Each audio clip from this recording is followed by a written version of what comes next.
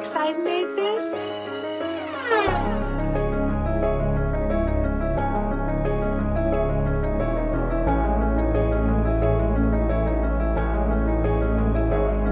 This the rant of the real. Everybody telling lies, the truth first, so it's fuck how they do feel. Or you for real? Man, put that on your mama, you a gangster and you got more shit for real. This the rant of the real. Everybody telling lies, the truth first, so it's fuck how they do feel. Or you for real? Man, put that on your mama, you a gangster and you got more shit for real.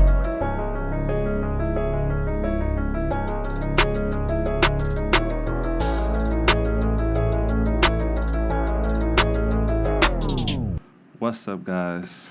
Welcome back to Rant to the Real, the pod where real niggas get on here and rant. This is the #1 podcast in the top 50. No need to look that up. Google is wrong. They're stealing your data right now. Would not trust them. I am your host, Uncle Trav, the hardest working in the world. Now let's start your day off with eggs, bacon vibes, and I bring nothing but vibes. We back in the studio. It's only for a day. It's only for this day.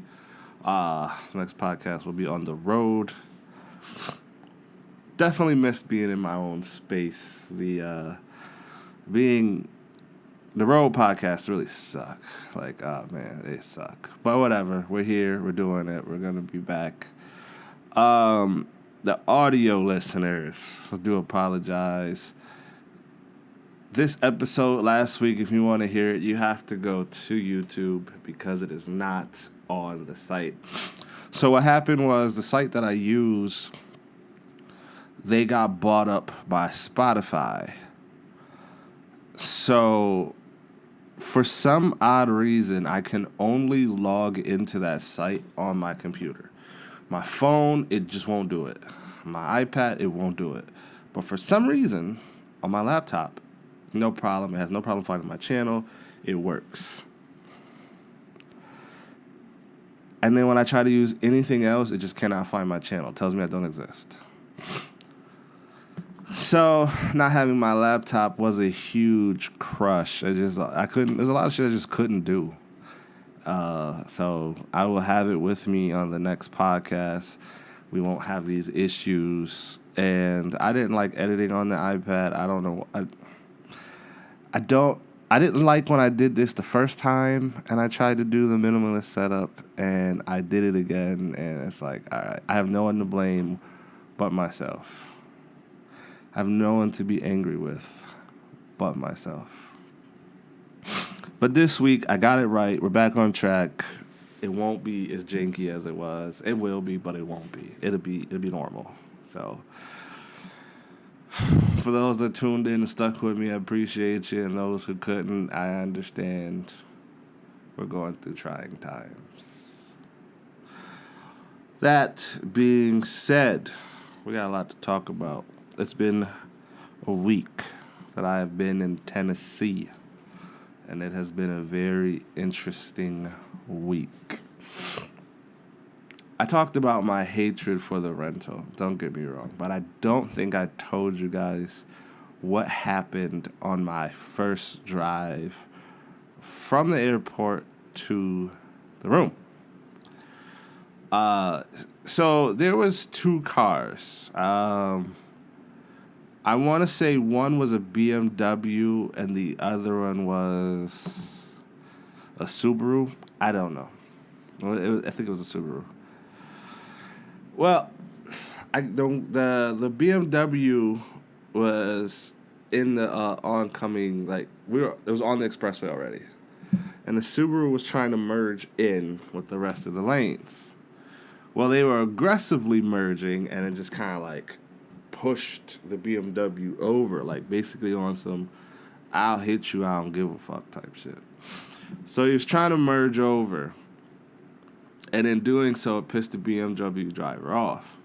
So they were entire of the road just swerving, like trying to hit the other car. So the other car obviously don't want to be hit, so they go over as far as they can, and then someone will let off, and then they'll go back over. So it is the most insane road rage that I have seen yet. So now we get stuck in traffic. Traffic is backed up. No one's moving. The dyke is in the Subaru. She gets out the car, walks up to the Beamer. It's the white dude. So the white dude rolls down the window, and he's like, they basically cussing each other out. They yelling, they arguing. The dyke starts taking pictures of the car. He gets upset. He gets out the car. I forgot who punched who, but they start fighting. This is the middle of the highway. We just on a standstill. So they just sitting there fighting. All right. Eventually they get tired, break away from each other, get back in their cars. Well, they get back in their car and do the exact same thing again with the fighting each other off the road thing, right?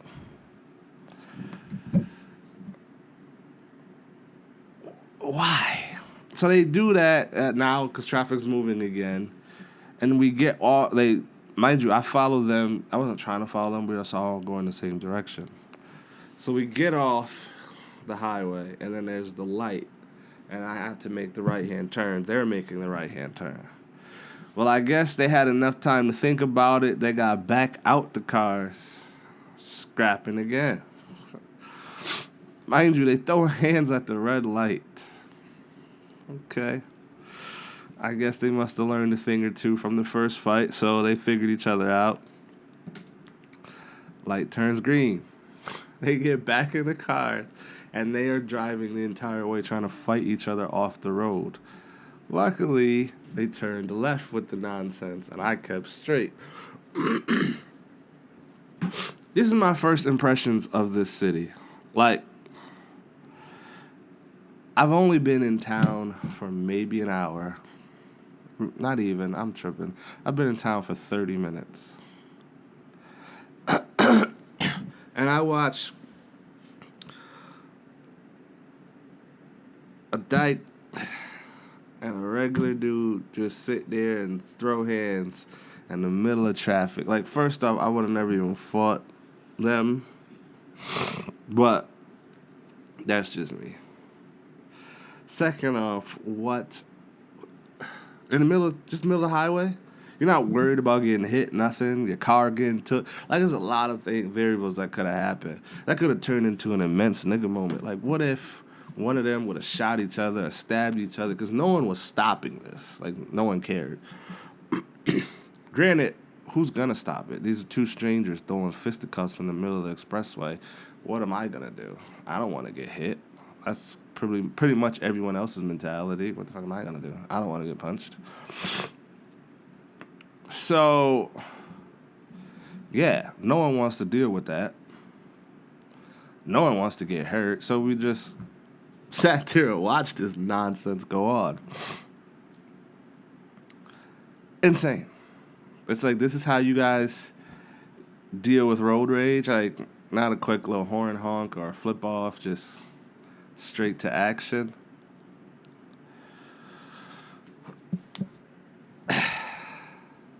Wild place out there. It's definitely a place to see. I will say that. It's definitely a place you visit one time and then you don't visit again. I'm not gonna lie. I've had my fill. I will probably never be returning to that state. But after, I'm officially done, I will still be there for the rest of the month. But when I am done, I will not be looking back. There's nothing there that I'll be like, ooh, I missed or I didn't see. No. Because realistically, I'm already in Nashville. Dollywood, okay, I don't even know who the fuck the singer is. Yeah, I know the one song. That's about it.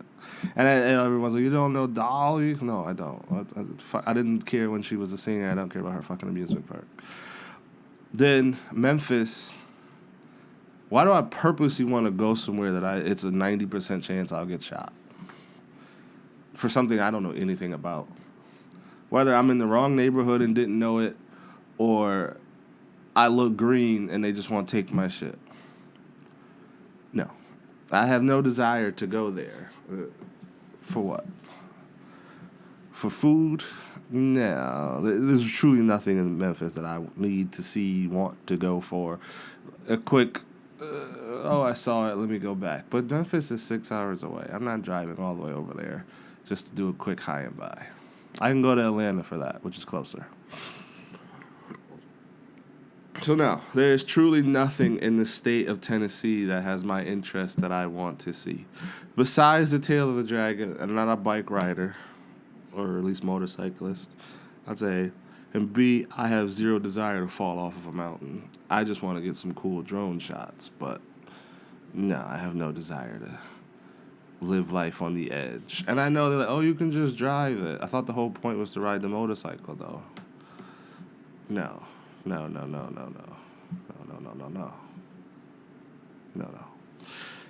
will not be doing that. So, I had some days off. I said, screw it. I'm flying back to Rochester. I'm not staying in Tennessee. I'll go back when it's time to go back to work.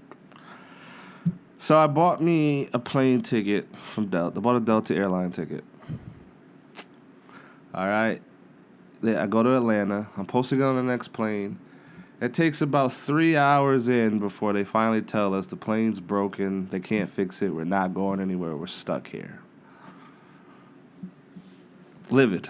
Okay? I did not want to be stuck in Atlanta airport. That really pissed me off because I wanted to go home so bad. And I was supposed to be here Sunday at 1 a.m.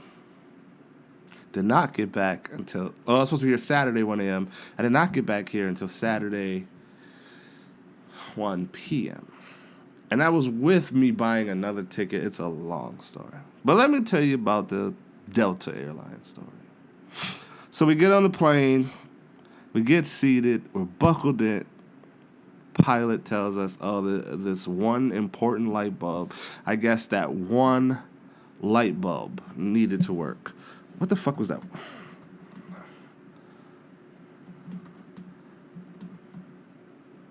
What the... planes need to fly.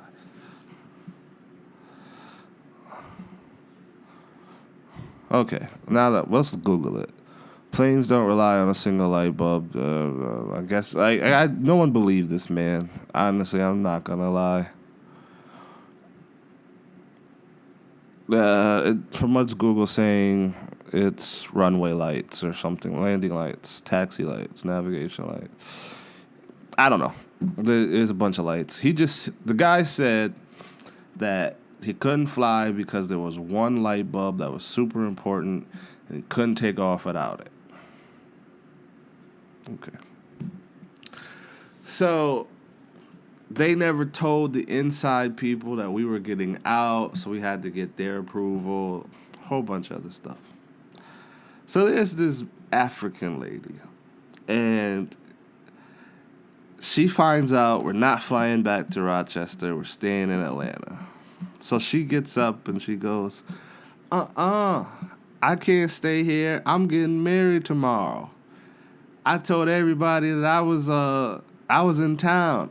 I was just making excuses. Getting married tomorrow, and you already starting off, well, we probably have been further, but you already got lies in the air. It's crazy. You got everybody thinking you already in Rochester, and you are in Atlanta. Okay. But the part that's the problem is she hugging on some white man. Not saying that the interracial is the problem. The problem is that's not her future husband, though. Her husband is in Rochester waiting for her.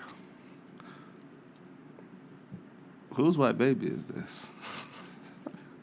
Who is this man? And then, mind you, this is business that she put us onto in the plane. Like, she stood up and gave us this information. Nobody asked for it. Nobody knew what she was going to do. And the only reason why I know that wasn't her husband is because when I was sitting awake to board the plane, she was on the phone talking to someone about how she had to ditch him. But then when everyone got kicked off the plane because we weren't going, she hugged up on this man pulling on his arm and shit. What's going on here? I feel like this is the Queen of Africa scam. This is the, I am the Queen of Zimbabwe, and I just need $300 to claim my royal fees. If you don't want to be married to the nigga in Rochester, then don't marry him. You all the way in Atlanta with some other, like, yo, you starting off your relationship with lies and treachery. Scandalous, hoe. And like her African accent was just so thick, so it just made it even more funnier when she got up and just randomly gave this information. And then now the entire plane is wondering, who's this white man?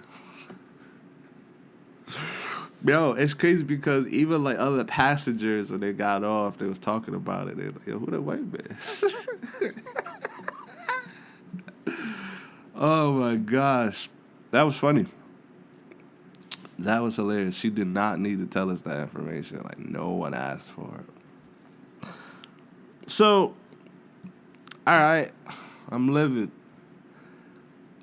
I get a notification saying, okay, your flight has been moved to D8.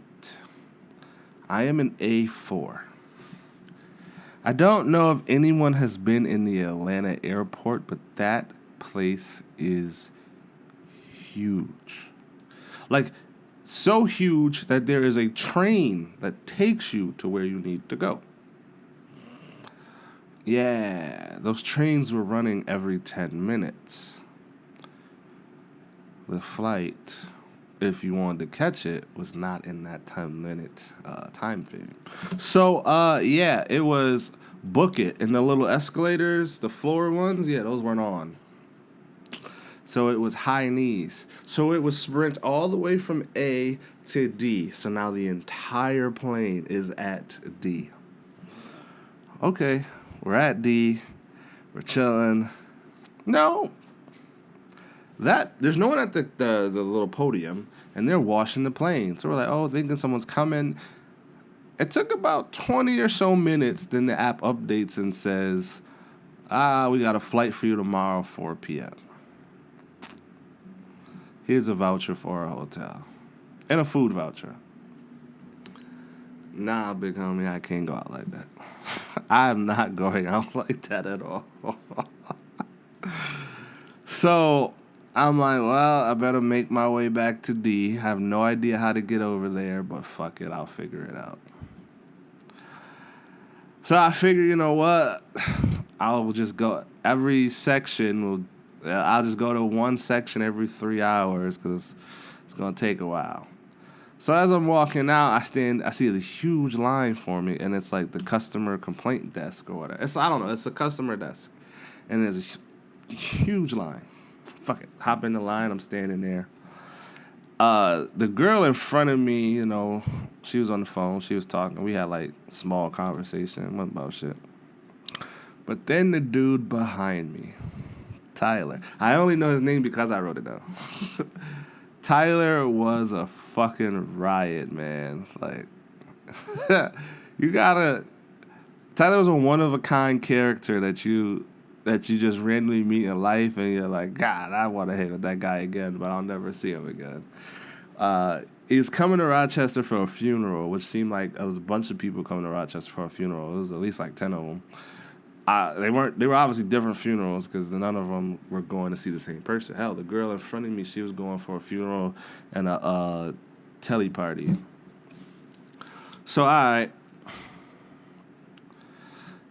Tyler's in line, and he's like, he was talking about how he wanted to cuss the people out, but there was 3 ladies and 1 bald guy. So he's like, I can't wait till I get up there. That motherfucker, I'm going to cuss him out. I'm going to wait till I get him, and I'm going to cuss him out. Because I can't cuss the ladies out. My mom raised me with respect.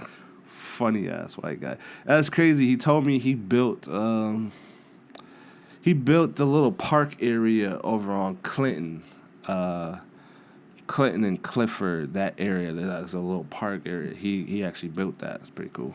But anyways, he's like, I can't wait to cuss that bald-headed, greasy motherfucker. Funny guy. Like, he was going off. He was so livid. And the bald-headed, greasy guy, I think he just got tired of getting cussed out. And then, like, it was already very evident that Tyler was coming for him. And I think we were, like, number 5 in line. So, old dude just, like, logs off, packs takes a suitcase, and he pieces out. He gone. So he left the 3 ladies. So Tyler was like, I feel bad. I can't cuss these ladies out, but I'm cussing somebody. So he's like, me and him are talking. He's talking about how he was hungry. So whatever, I gave him the rest of my, what did I have? I went to P.F. Chang's, and I had the sesame beef. So I gave him the rest of it. Then he pulls out a bunch of shots. So apparently I didn't know this. You can bring liquor on the plane, but it has to be in small quantities. Well, he had shots, and he had a whole bunch of them. And he's like, you want a shot? Fuck it. So we take a shot. We're sipping in the line, talking, pull out another shot. We're drinking in the line. Mind you, I think he had like 30 shots, and he opened them when me and him were there. So, like, fucking hell. So we're drinking we're drinking 999 blue. I don't remember it was blue. So disgusting. But whatever, it's liquor, it's free, we're in line, fuck it. Having a good time. He gets up to the lady, he goes, listen, I don't want to curse you out, but I gotta curse somebody out. And then immediately rips her into her. I somehow got the other guy that was there. I don't know how I got him, but there was another guy. I didn't even know he was there, but I got the other guy. And he put me on the standby flight for 9 a.m. I was not having it. Completely livid. But whatever. I gotta do what I gotta do. When this motherfucker Tyler tells me, oh yeah, she gave me a guaranteed seat on the 9 a.m. Flight. Here's my seat in row.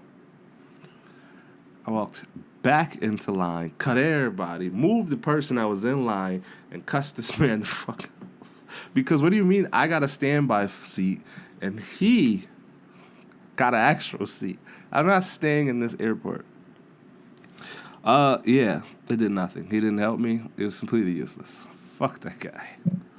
So I had to buy another ticket on the Southwest so I can catch the 7 a.m. flight to go to Orlando to go to Rochester. Because I was not staying to catch the 4 p.m. flight to go to Detroit to catch the 7 p.m. Detroit flight to Rochester. No, not doing that. So, me and Tyler, we're sitting I don't know where we were. We were sitting somewhere, and we finished all the shots. All of them. Drunk, having a great time. In the airport, stranded and miserable. So I think it was around 3 or 4 in the morning that, I should probably start heading towards the Southwest terminal, which I had no idea how to get there. And there's no signs telling you how to get there. So in my mind, I thought this whole airport was Delta. So do I have to leave? Do I need to catch a bus or something? Like, how do I get to the Southwest?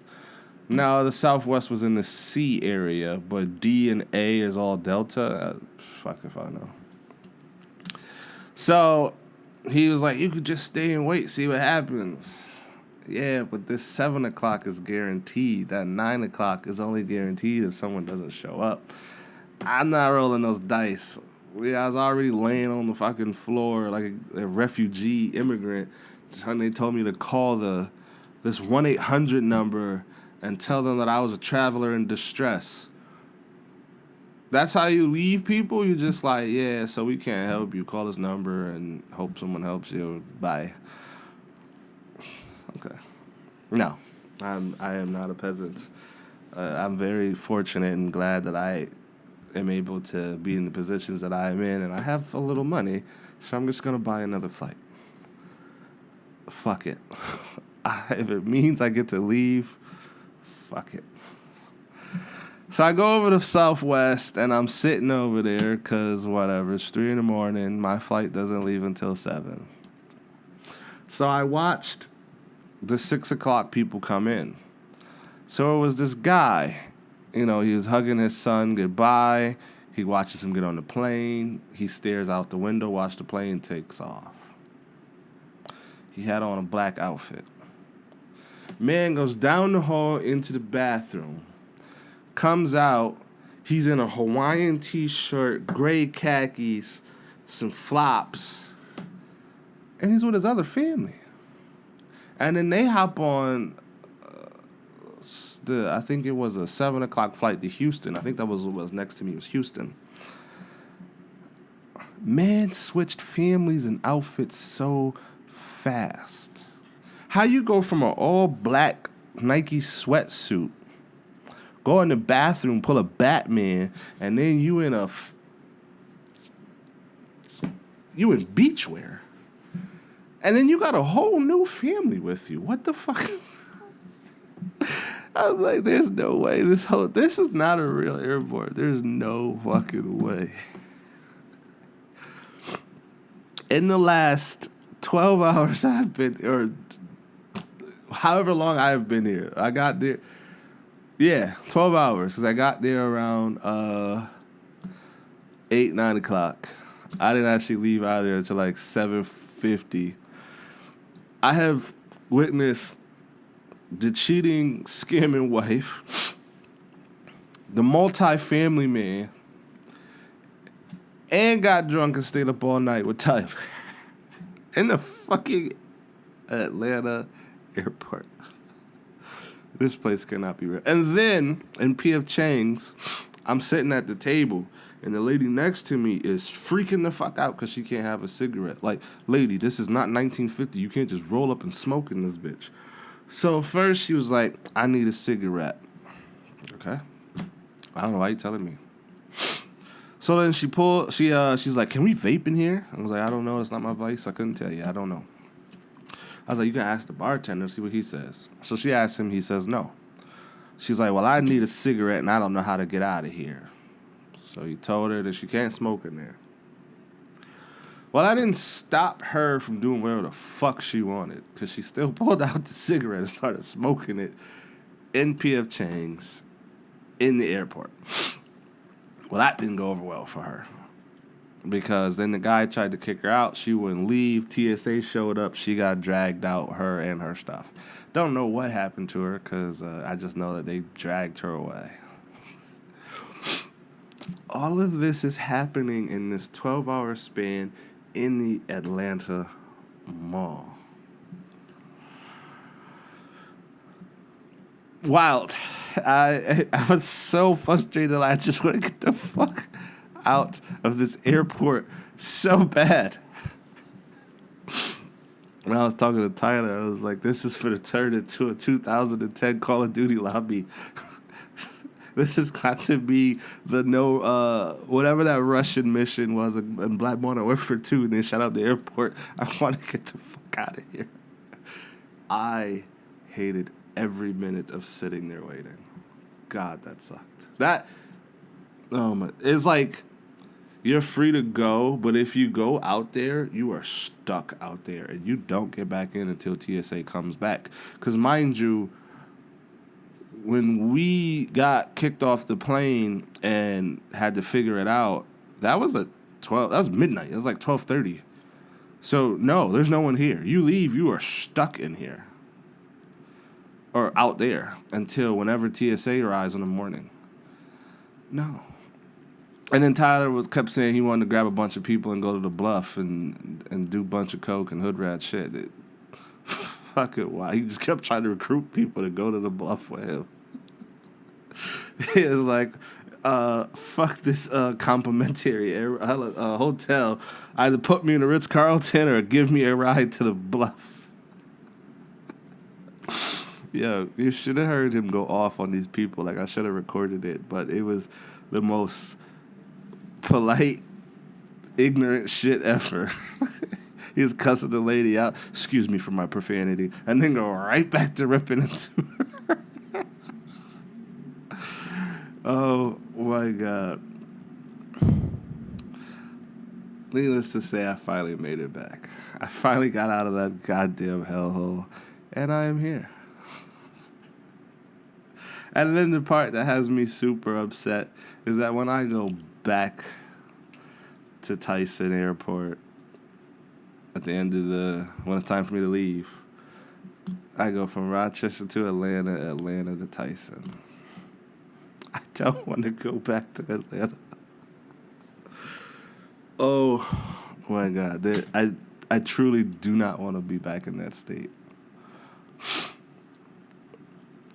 But I might meet more characters, the more wild NPCs, the people that just live among us. I hope the wedding happened. Fuck. I hope people made it to the funerals that they're supposed to make it to. That was wild.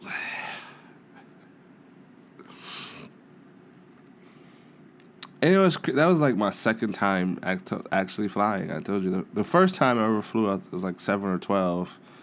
That was to Disney with my grandparents, and then the next time I flew was to Tennessee. That was the first time like I can actually remember the whole experience.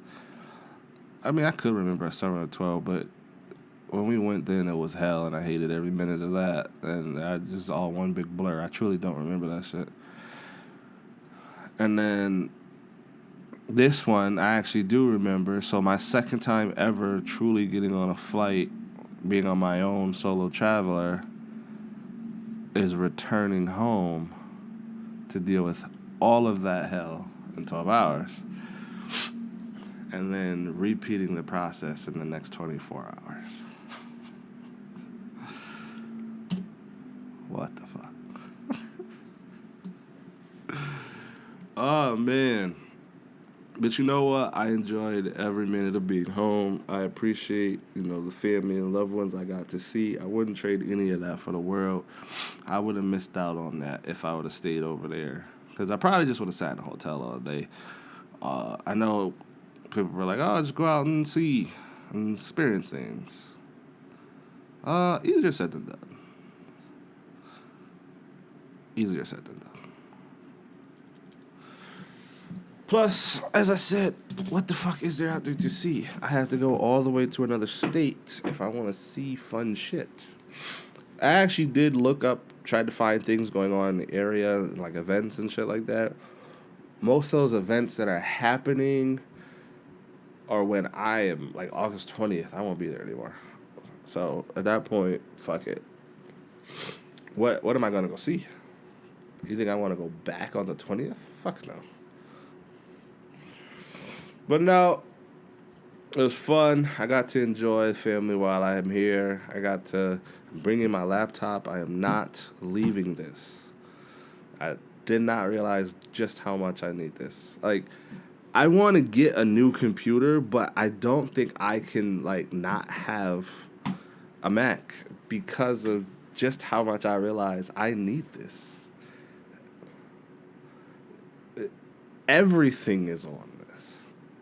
If I want to, there's the, what the fuck is it called? When the passwords share, passwords. There's that, but for some reason, it just doesn't transfer the same. It just doesn't like to work. I can't leave it behind. Bye, y'all. We're going to wrap it up. We're going to call it a day. It is an inferno in here, and I want to get out and go back to the cool room. Because this one is hot. Being in that hotel room where the AC is on full blast and it is freezing cold all around, you get used to it. And then now there's only AC in my room, so it's like I kind of want to go back to where it's cool at least. Do I like the cold? No, I bitch about being cold all the time. But after a couple of days, it's not really a constant, I'm cold. It's more of I don't like it, but I'll shut up now. I'm at the point where I don't like it, but I'll shut up now. But yeah, man, tune in next week. We're going to have great content, amazing content. Shout out to those boys and girls over at Patreon. I truly do appreciate you. Prophet D, Amy, Deja, Special K.